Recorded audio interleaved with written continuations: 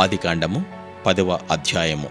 ఇది నోవహు కుమారుడగు షేము, హాము, యాపెతును వారి వంశావళి. జలప్రళయము తరువాత వారికి కుమారులు పుట్టిరి.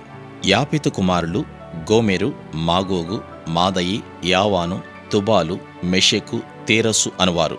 గోమెరు కుమారులు అష్కనజు, రీఫతు, తోగర్మా అనువారు. యావాను కుమారులు ఎలీషా, తర్షీషు, కిత్తీము, దాదోనీము అనువారు.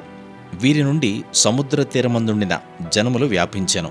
వారి వారి జాతుల ప్రకారము, వారి వారి భాషల ప్రకారము, వారి వారి వంశముల ప్రకారము ఆయా దేశములలో వారు వేరైపోయిరి. హాము కుమారులు కూషు, మిస్రాయిము, పూతు, కనాను అనువారు. కూషు కుమారులు సెబా, హవీలా, సప్తా, రాయమ, సప్తక అనువారు. రాయమా కుమారులు షేబా, దదాను అనువారు. కూషు నిమ్రోదును కనెను. అతడు భూమి మీద పరాక్రమశాలి ఉండుటకు ఆరంభించెను. అతడు యెహోవా ఎదుట పరాక్రమము గల వేటగాడు. కాబట్టి యెహోవా ఎదుట పరాక్రమము గల వేటగాడైన నిమ్రోదు వలె అను లోకోక్తి కలదు. షీనారు దేశంలోని బాబెలు, ఎరకు, అక్కదు, కల్నే అను పట్టణములు అతని రాజ్యమునకు మొదలు. ఆ దేశంలో నుండి అష్షూరుకు బయలుదేరి వెళ్లి నీనివేను, రహోబోతీనును, కాలహును, నినివేకును కాలహుకును మధ్యనున్న రెసెనును కట్టించెను. ఇదే ఆ మహాపట్టణము. మిస్రాయిము లూదీలను, అనామీయులను, లెహాబీలను, నప్తుహీలను, పత్రుసీలను, కస్లుహీలను, కఫ్తోరీలను కనెను. ఫిలిష్తీయులు కస్లుహీల నుండి వచ్చినవారు.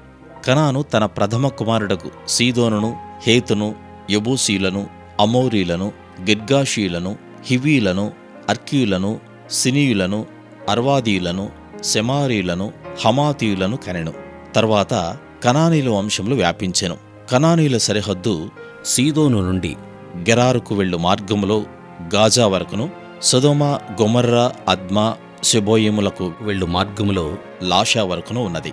వీరు తమ తమ వంశముల ప్రకారము, తమ తమ భాషల ప్రకారము, తమ తమ దేశములను బట్టి, జాతులను బట్టి హాము కుమారులు.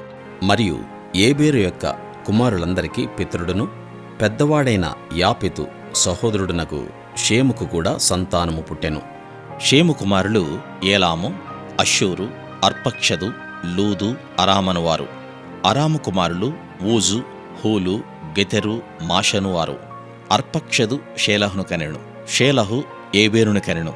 ఏబేరుకు 2 కుమారులు పుట్టిరి. వారిలో ఒకని పేరు పెలెగు. ఏలైనగా అతని దినములలో భూమి దేశములుగా విభాగింపబడెను.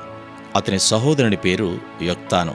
యొక్తాను అల్మోదాదును, షెలపును, హసర్మావితును, ఎరహును, హదోరమును, ఊజాలును, దిక్లాను, ఓబాలును, అబీమాయలును, షేబను, ఓఫీరును, హవీలాను, యోబాబును కనెను.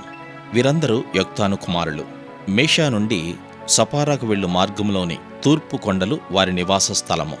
వీరు తమ తమ వంశముల ప్రకారము, తమ తమ భాషల ప్రకారము, తమ తమ దేశములను బట్టి, తమ తమ జాతులను బట్టి షేము కుమారులు.